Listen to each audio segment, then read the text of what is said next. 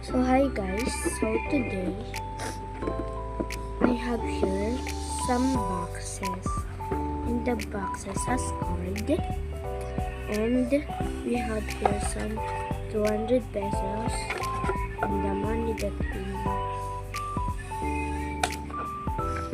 we're gonna money saving in Tagalog. So ayun lang guys, ang hirap mag-English. So may 200 pesos tayo.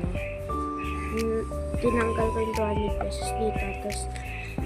Tapos kung ano nabunot ko na card dito, yung ilalagay ko sa envelope. So let's go. Sa shopper natin.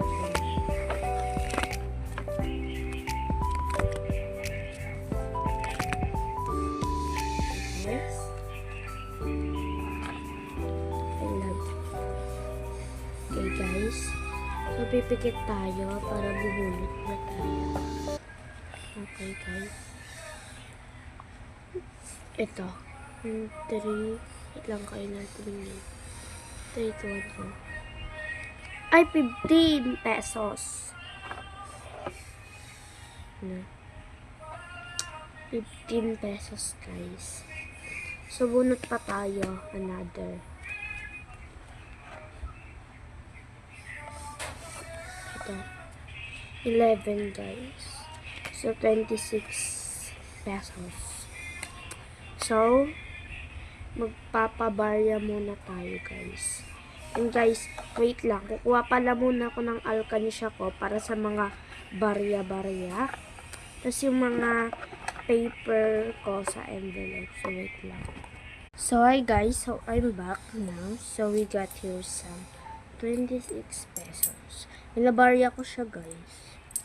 Ayan na, 10, 36. Ihuhulog na natin siya sa ating alkansya.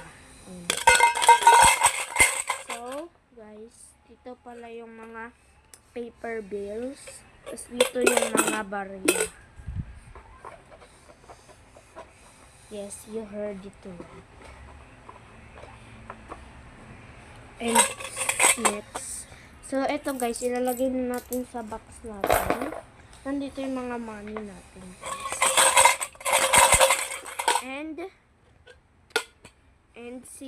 And bukas na lang guys. Nahirapan kasi ako mag-English sa mga videos ko. Like, medyo nagkakarong grammar pa ako. Diba? And let's go na guys.